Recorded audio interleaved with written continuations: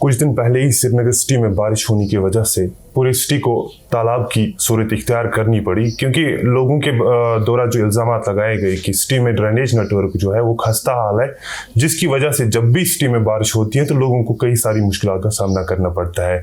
इसके साथ साथ सिटी के कई सारे मामला जो है, लोगों की कई सारी मुश्किलात है। इन सारे मुद्दों पर हमारे साथ बात करने के लिए श्रीनगर म्युनिसिपल कॉरपोरेशन के कमिश्नर अतहर आमिर साहब हमारे साथ हैं। हम चाहेंगे कि अतहर आमिर साहब, आपका बहुत बहुत शुक्रिया हमारे साथ जुड़ने के लिए। और जैसे कि कुछ रोज़ पहले ही जब सिटी में बारिश हुई तो पूरी सिटी को तालाब बना के रख डाला, तो लोगों की शिकायत रही है कि यहाँ पे जो नेटवर्क है ड्रेनेज सिस्टम का वो कमज़ोर है। तो इस हवाले से श्रीनगर म्युनिसिपल कॉरपोरेशन जो है वो क्या काम कर रही है कि इस मुश्किलात को दूर करने के लिए? देखिए, इस बात में कोई यही शक नहीं कि ड्रेनेज जो है एक मेजर चैलेंज है, मेजर इशू है श्रीनगर में। इसका प्रिसाइज एक दो तीन कई सारे रीजंस हैं। एक रीज़न हमारी जो टोपोग्राफी भी है वो इस प्रकार से, इस तरह से कि हमें जो फ्लड चैनल है या जो दरिया जो बहता है, इसमें पानी हमें पंप इन करना पड़ता है, हमें पंप आउट करना पड़ता है। ग्रेविटी फ्लो से बहुत कम जो है पानी उसमें चला जाता है। इसी तरह से जो क्योंकि कंक्रीटाइजेशन हुआ है तो सीपेज कैपेसिटी भी कम हुई है। इसी तरह से जो वो डेवलपमेंट हुआ है, काफ़ी हमारे जो वेट बॉडीज थी, वेटलैंड्स थे, उनका इंक्रोचमेंट हुआ है। The lot of reasons to this, but this is ये एक मेजर इशू है, मेजर चैलेंज है।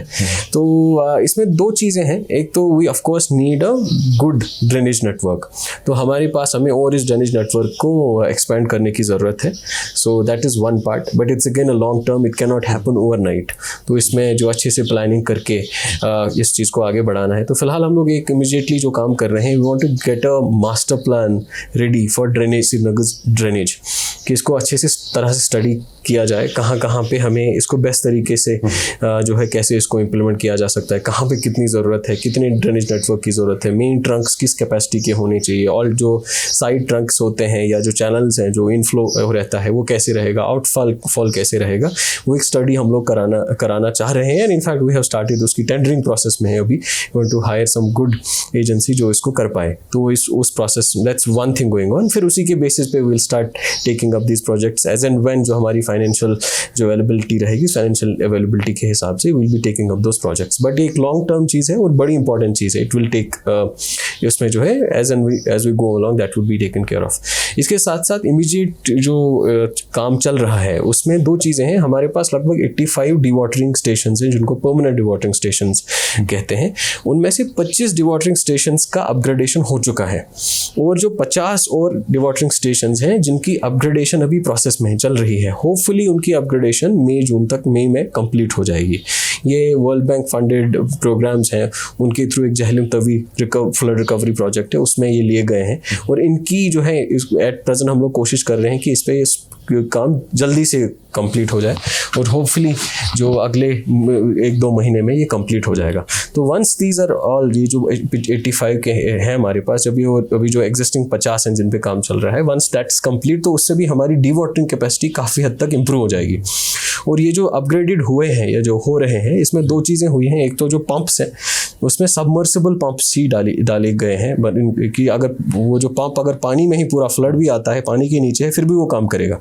दूसरा जो उसका यूटिलिटीज़ हैं, जहाँ जो फॉर एग्जांपल हमारा जनसेट होता है, कंट्रोल सिस्टम होता है, बिजली का कनेक्शन होता है, that has been kept at above highest flood level, HFL के ऊपर।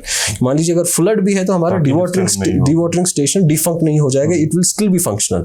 इसके साथ साथ जो कैपेसिटी है वो भी काफ़ी इंप्रूव हुई है। कहीं कहीं पे 5 क्यूसेक्स का डिवाटरिंग स्टेशन है, वो 50 तक भी इंप्रूव हुआ है। सो एक मेजर चीज़ जो सिटी में है, जो काफ़ी एरिया सिटी को कवर करता है, ये डिवाटरिंग स्टेशन, इनकी अपग्रेडेशन से काफ़ी हद तक हमें सहूलियत मिलेगी। दूसरा, हमारे पास कई सारे मोबाइल यूनिट्स हैं, तो एट प्रेजेंट हम इनको एक अच्छी तरीके से डिप्लॉय करने की कोशिश करते हैं। हमने पिछले दोनों जो बारिशें हैं, इन बारिशों में we have prepared a vulnerability map city का, कि कहाँ कहाँ कौन से ऐसे स्पॉट्स हैं जहाँ इनवेरिएबली वाटर लॉगिंग हो जाती है। तो इनको जैसे एज एंड वन कई बार जो है अगली पहली बारिश में नहीं हुआ था, but because of certain reasons दूसरी बारिश में वो उस जगह वाटर लॉग हो जाती है। तो इसका भी हम एक वल्नरेबिलिटी मैप तैयार कर रहे हैं। तो हम लोग कोशिश ये कर रहे हैं कि आगे जो बारिश बारिशें होंगी उसमें हमारी मोबाइल यूनिट्स हम लोग इसको इफेक्टिवली एफिशिएंटली वहाँ पे डिप्लॉय कर पाएँ। इसके साथ साथ स्टीम में जो है जो सीवेज ट्रीटमेंट प्लांट्स है यहाँ पे दरगाह हजरत बल साइड से कुछ प्लांट्स बने हैं, लेकिन बाकी सिटी का जो सीवेज है directly flows in Jhelum. Sewage basically at present जो हमारे यहाँ एक UEED है, अर्बन एनवायरमेंटल इंजीनियरिंग डिपार्टमेंट, उसको सीवेज वो देखते हैं। It is to be transferred to SMC, but वो भी ट्रांजिशन में है। तो एक बार जब हमारे पास ये कंप्लीटली ट्रांसफर होके ये ड्रेनेज जो है सीवरेज आ जाएगा उसके बाद I will be in a better position. At present इसमें UED ज़्यादा बेहतर तरीके से आपको सीवेज के हवाले से बता पाएगा। बट सीवेज भी बड़ा इंपॉर्टेंट इशू है कि वी नीड ए प्रॉपर जो है सीवेज के लिए भी अच्छा नेटवर्क हमारे पास होना चाहिए और ड्रेनेज के लिए भी इसको हमें बहुत ऑगमेंट करने की ज़रूरत है। दोनों चीज़ें, both things are very important. Steam में अगर हम पार्किंग प्लेस की बात करें तो यहाँ पे एक पार्किंग प्लेस जो बन रही है लाल चौक में, जो प्रेस कॉलोनी के बिल्कुल पास में है, हालांकि अभी तक शायद वो 3 डेडलाइन जो मिस कर चुकी है, तो क्योंकि वो कंप्लीट नहीं हो रही है। जम्मू में इसी किस्म का एक पार्किंग प्लेस बन रहा था तो वो कंप्लीट भी हो गया और लोगों के लिए खोला भी गया, लेकिन ये बार बार डेडलाइन मिस करना, लोगों को इससे जो दुश्वारियां आती है उनको कंपनसेट तो नहीं किया जा सकता। अब हम क्या एक्सपेक्ट करें, एक वो पार्किंग प्लेस जो है वो कब कंप्लीट हो जाए और बाकी जगहों पे भी जो है पार्किंग प्लेस इसको इनफैक्ट ये एक ही प्रोजेक्ट नहीं, कई सारे प्रोजेक्ट्स हैं जो ऑनगोइंग है, चाहे वो स्मार्ट सिटी डायरेक्टली कर रहा है या SMC के प्रोजेक्ट्स हैं।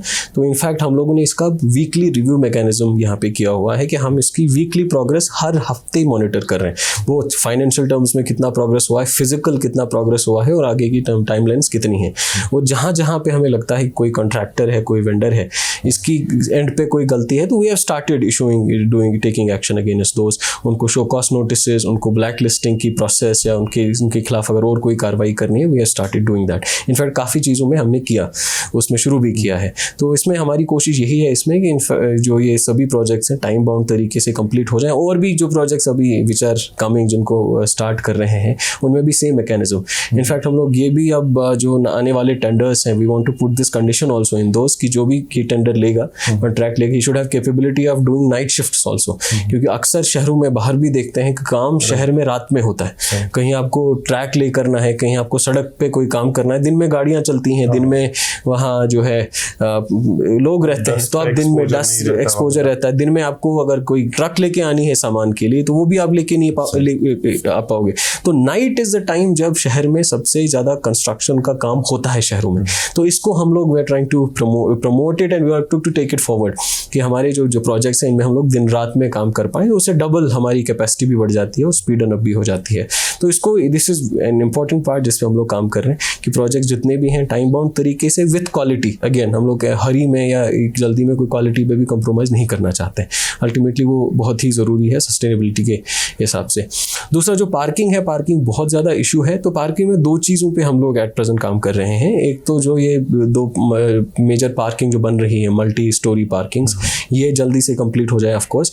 इसके साथ साथ पूरे शहर में we are also in the process of identifying spaces जिनको हम पेड पार्किंग की तरह या रिजर्व पार्किंग की तरह रख पाएँ, कि जगह जैसे रोड साइड पार्किंग्स का होते हैं, will have proper markings on those roads, those areas पे ही डिफाइन किया जाएगा।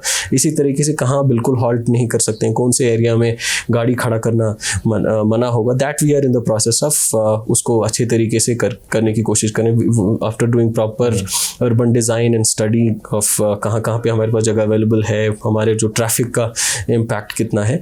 तो वो भी that's also in the offering and hopefully in coming months we'll have a proper policy also in place and proper these roads side parkings would also be designated. इसमें कोशिश ये भी कर रहे हैं कि थोड़ा सा इसमें IT इंटरफेस को इनबिल्ट किया जाए, कि IT जो यूजिंग इंफॉर्मेशन टेक्नोलॉजी लोगों को पता हो कहाँ पे हमारी पार्किंग खुली है। अगर मैं मान लीजिए लाल चौक एरिया में हो तो कौन सी जगह पे मेरे पास पार्किंग स्पेस है, वहाँ मैं खड़ा कर सकता हूँ। So that is important part. Srinagar city में जो है काफ़ी सारी एजेंसीज काम कर रही है, चाहे हम UEED ले या हम SDA ले ले या लाउडा ले ले, यहाँ से श्रीनगर म्यूनसिपल कॉर्पोरेशन या श्रीनगर एडमिनिस्ट्रेशन अलग से काम कर रही है। तो सुनने में आया कि कोऑर्डिनेशन की कमी है उनके। आपने भी लास्ट टाइम एक प्रोग्राम में बात की थी, कहा कि हाँ कोऑर्डिनेशन की प्रॉब्लम हो जाती है कि अगर हम कहीं पे कुछ करना चाहें तो दूसरी एजेंसी की इंटरफेरेंस रहती है, उस वजह से जो है काम में डिले हो जाता है। तो इस चीज़ को टैकल करने के लिए या इस कोऑर्डिनेशन को ठीक ठाक करने के लिए क्या इकदाम उठाए जा रहे हैं? मेरे ख्याल से 2-3 चीज़ें हैं। एक तो कोऑर्डिनेशन ऑफ कोर्स बहुत ज़रूरी है।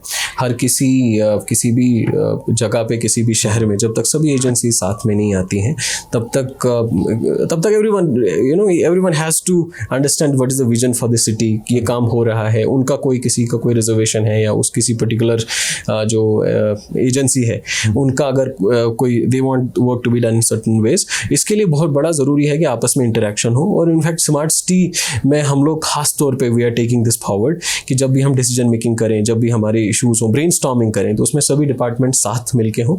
इनफैक्ट एट प्रेजेंट हमारा काफ़ी अच्छा जो हम लोगों ने पिछले हफ्ते 10 दिन में we had almost 10-15 meetings continuously, जिसमें इरिगेशन फ्लड कंट्रोल, जिसमें R&B, lakes and waterways development authority, हमारी डिस्ट्रिक्ट एडमिनिस्ट्रेशन, मिनिस्ट्री जो हमारा डिपार्टमेंट ऑफ टूरिज्म है, आर्कियोलॉजी है, तो we have together decided on lot of these projects.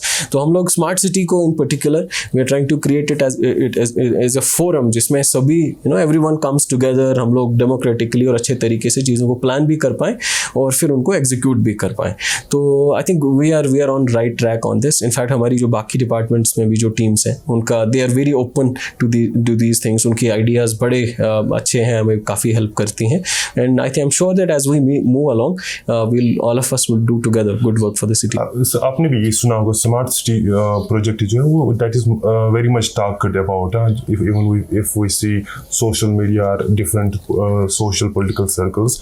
लेकिन स्मार्ट सिटी का जो हमें अभी कोई नज़ारा जो है ग्राउंड पे देखने को नहीं मिल रहा है, तो क्या वजूहत है कि इसकी इम्प्लीमेंटेशन में डिले क्यों हो रहा है? नहीं, देयर इज़ नॉट पर्टिकुलरली कोई ऐसा डिले की बात नहीं। स्मार्ट सिटी बेसिकली इसमें 2 तरह की चीज़ें हैं स्मार्ट सिटी में।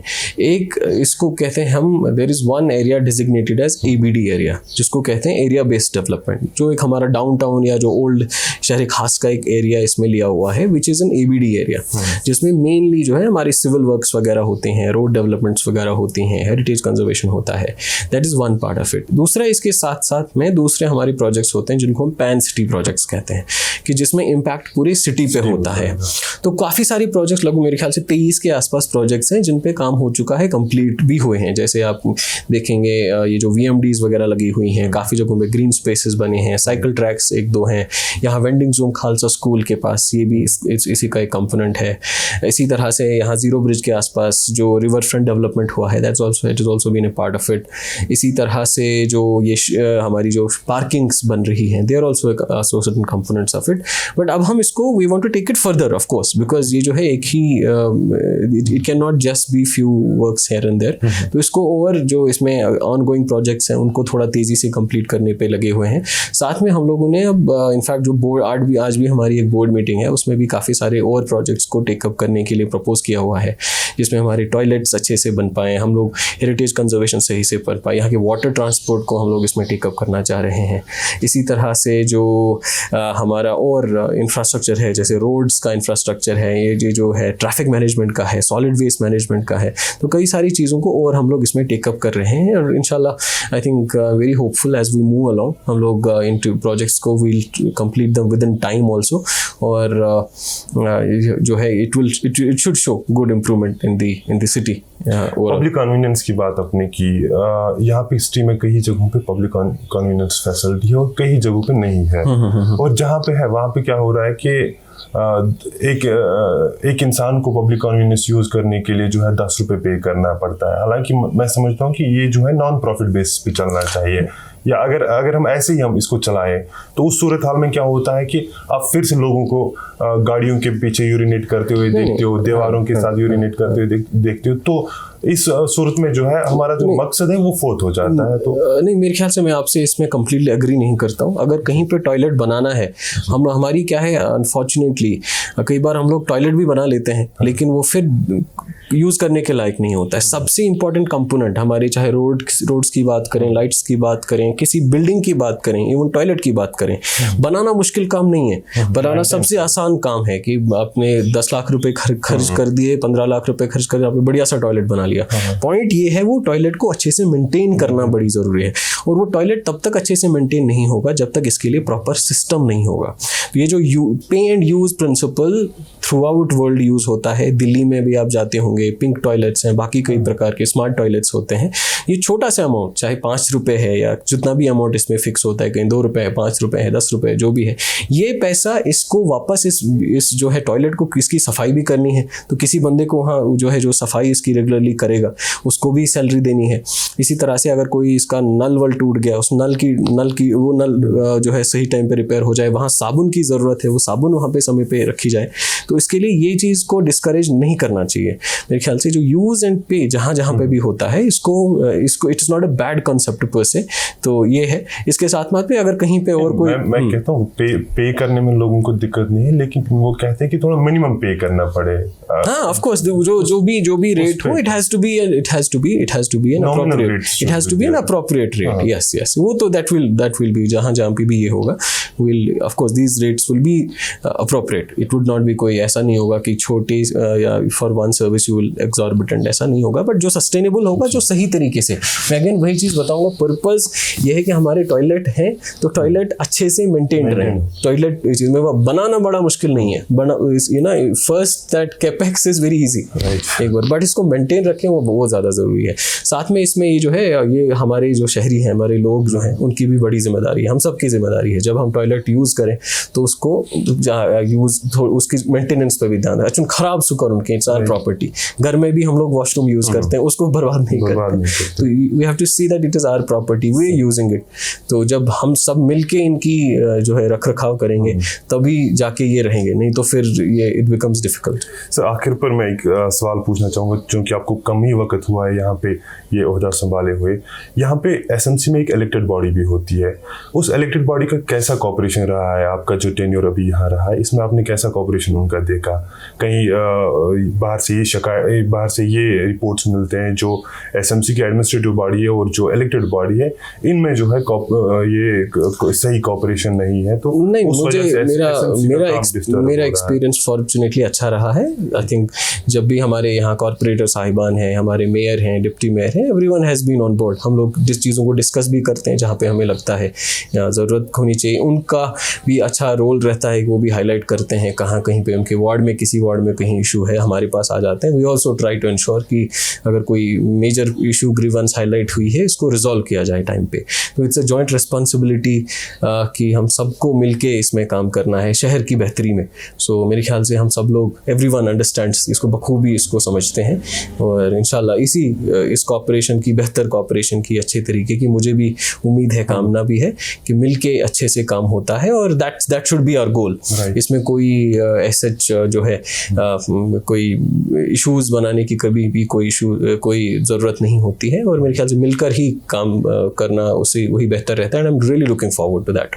बहुत बहुत शुक्रिया हमारे साथ बात करने के लिए। ये थे श्रीनगर म्युनिसिपल कॉर्पोरेशन के कमिश्नर अतर आमिर साहब, जो श्रीनगर सिटी की मजमूई सूरत हाल के बारे में हमें आगाही दे रहे थे। बहुत बहुत शुक्रिया हमारे साथ जुड़ने के लिए। अल्लाह निगहबान।